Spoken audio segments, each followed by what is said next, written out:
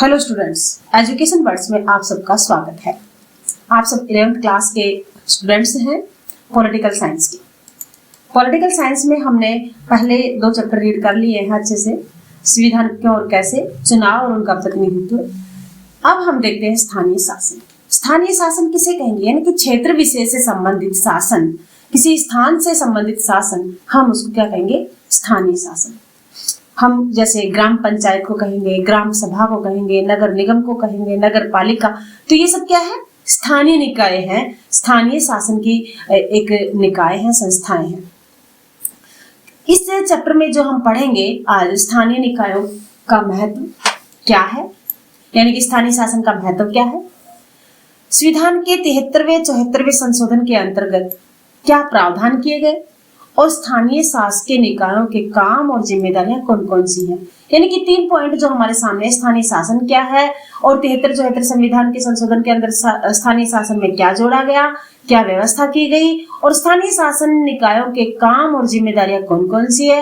यानी कि हमारा जो लोकल शासन है, जैसे ग्राम पंचायत है, ग्राम सभा है, नगर निगम है, नगर पालिका है, पंचायत समिति, खंड समिति, तो इन सब में क्या क्या इनको जिम्मेदारियां दी गई है, क्या क्या ये कार्य करते हैं, इन सब का अध्ययन हम आज करेंगे।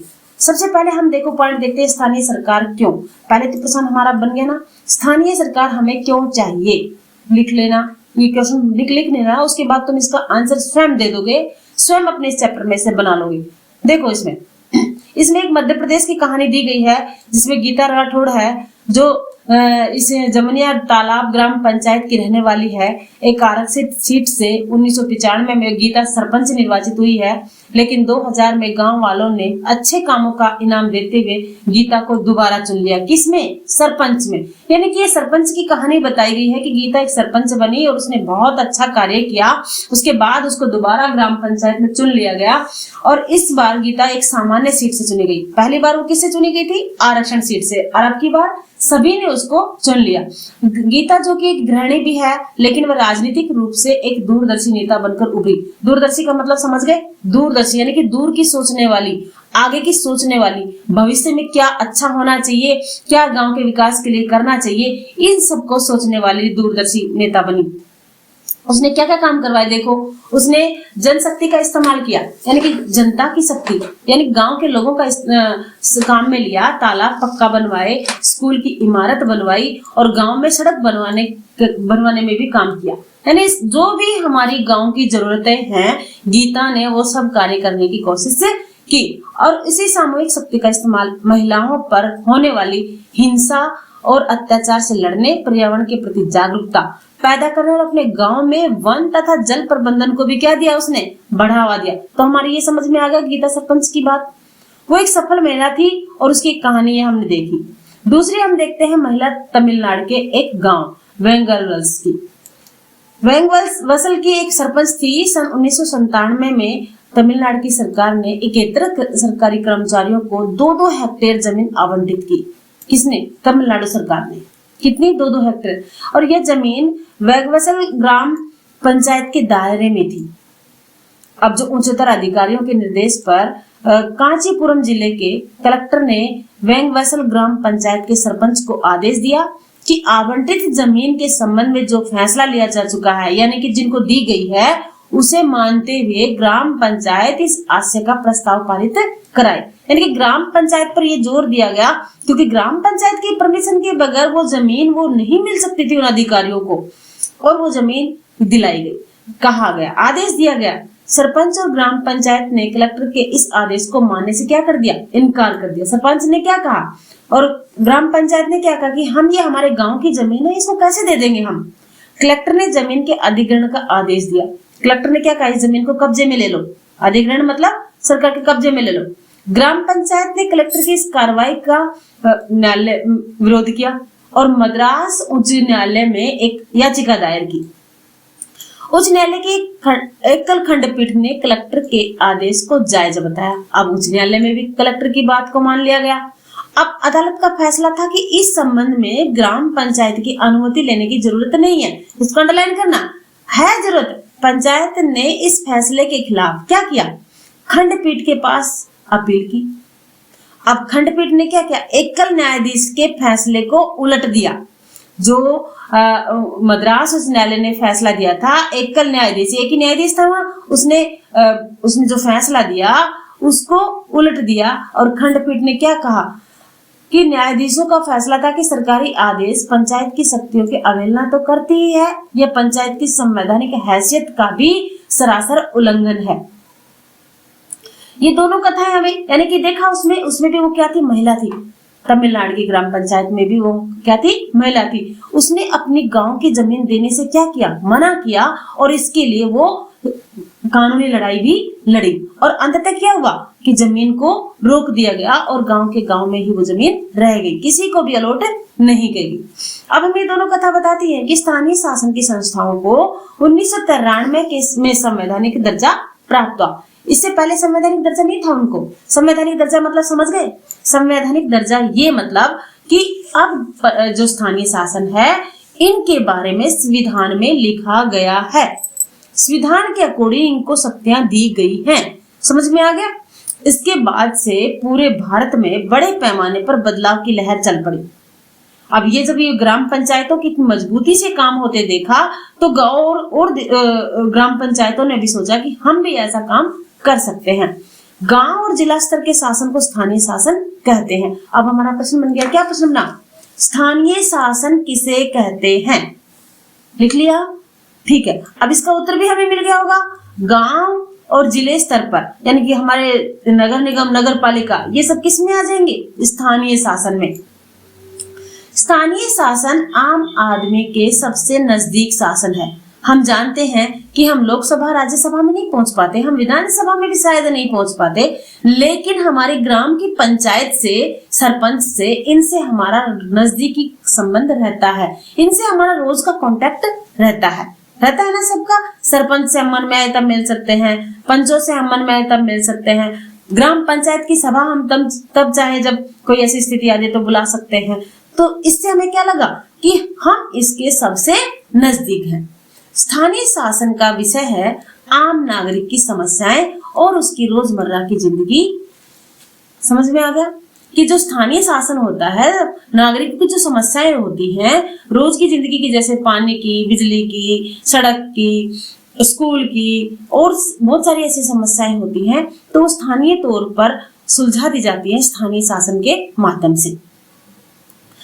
स्थानीय शासन की मान्यता है कि स्थानीय ज्ञान और स्थानीय हित लोकतांत्रिक फैसला लेने के अनिवार्य घटक हैं। यानी कि जब स्थानीय शासन होगा तो ऐसे किसका बढ़ावा मिलेगा? लोकतंत्र को, क्योंकि स्थानीय शासन में जनता ज्यादा से ज्यादा भागीदारी करेगी, और ज्यादा भागीदारी करेगी तो कैसा लगेगा हमें, जैसे हमें हमारा स्वयं का शासन हम कर रहे हैं। और स्थानीय शासन का फायदा यह है कि ये लोगों के सबके नजदीक है, इसी कारण उनकी समस्याओं का समाधान बहुत तेजी से तथा कम खर्चे में हो जाता है। क्यों? जैसे हमने देखा गीता राठौड़ वाले मामले में, उन्होंने ग्राम पंचायत के सरपंच के रूप में क्या किया? महत्वपूर्ण भूमिका निभाई। कैसे? क्योंकि वो जानती थी कि हमारे गांव में किस चीज की जरूरत है, और गांव के लोगों से वो अटैच थी, सबको जानती थी, सबसे बातें करती थी। तो इस आधार पर उनकी सबकी समस्याएं उसको पता था। इस आधार पर उसने क्या किया? अपने गाँव का सुधार किया। जमीन के साथ क्या करना है? अब वेंगवैसल गांव की जमीन का भी हमें देखना है। जब वहां के सरपंच को पता था कि ये गांव की जमीन है और गांव में ही रहनी चाहिए, तो उसने क्या फैसला किया कि गांव के हाथ से ये जमीन नहीं जानी चाहिए। ऐसे ग्राम पंचायत के सरपंच और पंचायत के सदस्यों के जुझारू प्रयासों के कारण संभव हुआ। हमने देखा कि अपनी जमीन को उन्होंने न्यायालय में लड़के, कानून के साथ लड़ाई करके, और उसको अपनी जमीन को अपने अंडर ले लिया। इस तरह स्थानीय शासन के स्थानीय हितों की रक्षा में अत्यंत कारगर साबित हो सकता है। अब हमें पता है लोकतंत्र का मतलब क्या है? सार्थक भागीदारी। लोकतंत्र का रिश्ता जवाबदेही से भी है। जीवंत और मजबूत स्थानीय शासन सक्रिय भागीदारी और उद्देश्यपूर्ण जवाबदेही को ही सुनिश्चित करता है। अब जो काम स्थानीय स्थान पर किए जाने जा सकते हैं, वे काम स्थानीय लोगों और उनके नुमाइंदों के हाथ में रहने चाहिए। नुमाइंदे मतलब वहाँ लोकल बॉडी के पास रहने चाहिए, जैसे सरपंच है, पंच है, ग्राम सभा के अधिकारी हैं, ग्राम सभा के सदस्य हैं, तो उनके पास ही वो काम होना चाहिए। लोकतंत्र के लिए जरूरी है आम जनता प्रादेशिक अथवा केंद्रीय सरकार से कहीं ज्यादा, यानी कि हम विधानसभा में या केंद्र में, लोकसभा में बाद में पहुंचेंगे, वहां हमें पता ही नहीं चलेगा। स्थानीय शासन के माध्यम से ही इनसे हम क्या होंगे, परिचित होंगे। स्थानीय शासन क्या कर रहा है और क्या करने में नाकाम रहा है, आम जनता का इस सवाल से कहीं ज्यादा सरोकार होता है, क्योंकि इस बात का सीधा असर उनकी खुद की जिंदगी पर पड़ता है। हम देखते हैं अगर ग्राम पंचायत काम नहीं करती है तो काम किसका रुकेगा? आम जनता का, यानी स्थानीय शासन का, स्थानीय लोगों का काम रुकेगा। अब हमें प्रश्न के उत्तर देने देखे, स्थानीय शासन लोकतंत्र को मजबूत बनाता है कैसे?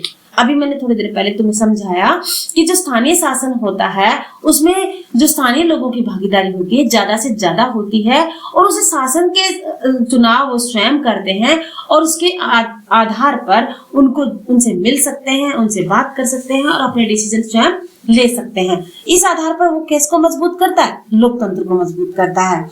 ऊपर जो उदाहरण दिया गया है उसमें तमिलनाडु सरकार को आपके हिसाब से क्या करना चाहिए था? भाई तमिलनाडु सरकार को पहले से ही डिक्लेयर कर देना चाहिए था कि जो 2-2 एकड़ जमीन अलॉट की है ये नहीं करनी। पहले से पंचायत से इसकी परमिशन लेनी थी, पंचायत से इसके बारे में जानना था और उसके बाद उनको ये जमीन अलॉट करनी थी। अगर पंचायत उनको परमिशन देती है तो, नहीं तो उनको ये फैसला नहीं लेना चाहिए था। समझ में आ गए दोनों क्वेश्चन? अगला आते हैं भारत में स्थानीय शासन का विकास। अब हमारे भारत में देखते हैं, ये तो थी मान्य स्थानीय शासन की स्थिति। अब देखते हैं भारत में स्थानीय शासन का विकास कैसे हुआ, कहां से हुआ, हम स्थानीय शासन विकास कैसे हो रहा, हमारे संविधान इसके बारे में क्या कहा गया। माना जाता है कि अपना शासन खुद चलाने वाले ग्राम समुदाय प्राचीन भारत में सभा के रूप में मौजूद थे। हम इतिहास में पढ़ते हैं, वैदिक युग में भी पढ़ते हैं, सभा एवं समिति पढ़ते हैं ना, देखा है, कभी पढ़ा है ना इतिहास में। हमने 10वीं तक इतिहास भी पढ़ी है, उसमें हमने देखा सभा एवं समिति वैदिक युग में। और वो सभा और समिति क्या होती थी? ये स्थानीय शासन की बॉडी होती थी। और समय बीतने के साथ गांव की इन सभाओं ने पंचायत का क्या ले लिया? रूप। पहले क्या थी? सभा, अब क्या हो गई? पंचायत। समय बदलने के साथ साथ पंचायतों की भूमिका और काम भी क्या होने लग गया? बढ़ने लग गया। अब जो आधुनिक यानी कि प्रेजेंट में स्थानीय शासन के निर्वाचित निकाय सन 1882 के बाद अस्तित्व में आए। हम अंडरलाइन करना इसको, स्थानीय निर्वाचन जो हमारे यहाँ की बात है उसको कब से हम मानते हैं? 1882 से। उस समय हम क्या स्वतंत्र थे क्या? नहीं थे। उस समय हम किसके अधीन थे? अंग्रेजों के अधीन थे। उस वक्त लॉर्ड रिपन, जिसको स्थानीय शासन का जन्मदाता कहा जाता है भारत में, लॉर्ड रिपन जो था एक वायसराय था भारत का, और ये देखा जाए तो उदार विचारों का था। उसने इन निकायों को बनाने की दिशा में पहलकदमी की। भारत में, लिखना, नोट करना, भारत में स्थानीय शासन के उपजाऊ यानी कि स्थानीय शासन के जन्मदाता किसे माना जाता है? तो सबसे पहले हम किसका नाम लेंगे? लॉर्ड रिपन का। उस वक्त इसे मुकामी बोर्ड कहा जाता था, यानी कि लोकल बोर्ड इसको बोला जाता था। इस दिशा में प्रगति बड़ी धीमी से हो रही थी। भारतीय राष्ट्रीय कांग्रेस ने सरकार से मांग की कि सभी स्थानीय बोर्डों को ज्यादा कारगर बनाने के लिए वह जरूरी कदम उठाए। यानी कि कांग्रेस पार्टी हमारी मजबूत पार्टी थी और हम मानते हैं कि स्वतंत्रता आंदोलन में इसका महत्वपूर्ण रोल रहा है। तो कांग्रेस ने कहा कि जो ये लोकल बॉडी बन गई है, लोकल बोर्ड बन गए हैं, लॉर्ड रिपन ने जो स्थानीय शासन के आधार पर ये सभाएं बना दी गई हैं, इनको क्या दिया जाए? ज्यादा से ज्यादा शक्ति दी जाए ताकि ये अपना काम कर सके। गवर्नमेंट ऑफ इंडिया एक्ट 1919 यानी कि गवर्नमेंट ऑफ इंडिया एक्ट 1919 में के बनने के बाद प्रांतों में ग्राम पंचायत बनी। अब इसको अंडरलाइन करना। हमने देखा 1882 में किसकी शुरुआत हुई? स्थानीय शासन की। किसके माध्यम से? लॉर्ड रिपन के माध्यम से। उसके बाद गवर्नमेंट ऑफ इंडिया एक्ट के माध्यम से क्या हुआ? ग्राम पंचायतें बनी। ठीक है। 1935 के गवर्नमेंट ऑफ इंडिया एक्ट के बाद भी यह प्रवृत्ति जारी रही, यानी कि 1935 के जो एक्ट पारित हुआ उसके बाद भी ग्राम पंचायतों का कार्य जारी रहा। अब भारतीय स्वतंत्रता संग्राम के दिनों में महात्मा गांधी ने जोर देकर कहा कि आर्थिक और राजनीतिक सत्ता का क्या होना चाहिए? विकेंद्रीकरण। विकेंद्रीकरण का मतलब सत्ता नीचे तक पहुंचनी चाहिए। जैसे हमने देखा कि केंद्र के पास पूरी सत्ता होगी तो क्या होगी? तानाशाही स्थापित होगी। इसलिए सत्ता को क्या कर दिया गया? विकेंद्रीकृत, बंटवारा कर दिया गया। इसी प्रकार राजनीतिक सत्ता का भी महात्मा गांधी ने क्या कहा कि बंटवारा हो जाना चाहिए। वो सिर्फ और सिर्फ केंद्र के पास नहीं रहनी चाहिए, वो स्थानीय लोगों के पास भी जानी चाहिए। तभी वो अपना विकास कर पाएंगे। और भागीदारी होनी चाहिए। इस तरह ग्राम पंचायतों को सहभागी लोकतंत्र को स्थापित करने के साधन के रूप में भी देखा गया। और दिल्ली में बैठे गवर्नर जनरल के हाथ में बहुत ज्यादा शक्तियां थी। उस समय की बता रही हूँ मैं, किस समय की, जब हम गुलाम थे। हमारे स्वतंत्र संग्राम की चिंताओं में यह भी बात शामिल थी। इस कारण हमारे नेताओं के लिए आजादी का अर्थ एक आश्वासन था कि फैसला लेने में तथा कार्यपालिका और प्रशासनिक शक्तियों में के इस्तेमाल में क्या होना चाहिए, विकेंद्रीकरण होना चाहिए। अब हम देखते हैं महात्मा गांधी की एक कोटेशन देख लेना, उसको याद कर लेना आप। भारत की आजादी का मतलब होना चाहिए समूचे भारत की आजादी की शुरुआत सबसे नीचे होनी चाहिए। यह हमें पढ़ लेना महात्मा गांधी की। जब संविधान बना तो स्थानीय शासन का विषय प्रदेशों को सौंप दिया गया कि यानी कि जो राज्य है वो अपने आप ही इस चीज को सुलटेगा। संविधान के नीति निर्देशक सिद्धांतों में भी इसकी चर्चा की गई। कहा गया कि देश की हर सरकार को अपनी नीति में इस निर्देशक तत्वों को मानकर चले, जैसा कि अपने अध्याय 2 में पढ़ा था। हमने वो काट दिया, अभी हमारा वो कट चुका है। ऐसा लगता है कि स्थानीय शासन के मसले को, जिसमें ग्राम पंचायत भी शामिल है, संविधान में महत्व तो नहीं मिला। क्या आप जानते हैं ऐसा क्यों हुआ? यह कुछ कारण बताए जा सकते हैं। पहली बात तो यह कि देश के विभाजन की खलबली के कारण संविधान का सुझाव केंद्र को मजबूत बनाने का रहा। अंडरलाइन करना, पहला क्या कारण रहा था? स्थानीय शासन को महत्व नहीं देने का, कि जो विभाजन हुआ था उसके कारण क्या सोचा गया कि केंद्र क्या होना चाहिए, मजबूत होना चाहिए ताकि देश ना टूटे। नेहरू खुद अति स्थानीय शासन को राष्ट्र की एकता और अखंडता के लिए खतरा मानते थे। दूसरा कारण क्या रहा? संविधान सभा में भीमराव अंबेडकर के नेतृत्व में एक मजबूत आवाज उठ रही थी।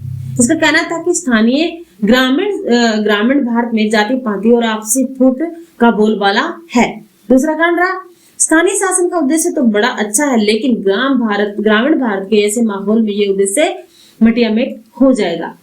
और किसी भी सदस्य ने विकास योजनाओं में जन भागीदारी के महत्व से इनकार नहीं किया। संविधान सभा के बहुत से सदस्य चाहते थे कि भारत में लोकतंत्र का आधार क्या हो, ग्राम पंचायत हो, लेकिन उन्हें इस बात की गहरी चिंता थी कि गांव में गुटबाजी तथा अन्य बुराइयों के मौजूदगी होने से शायद ठीक न होगा।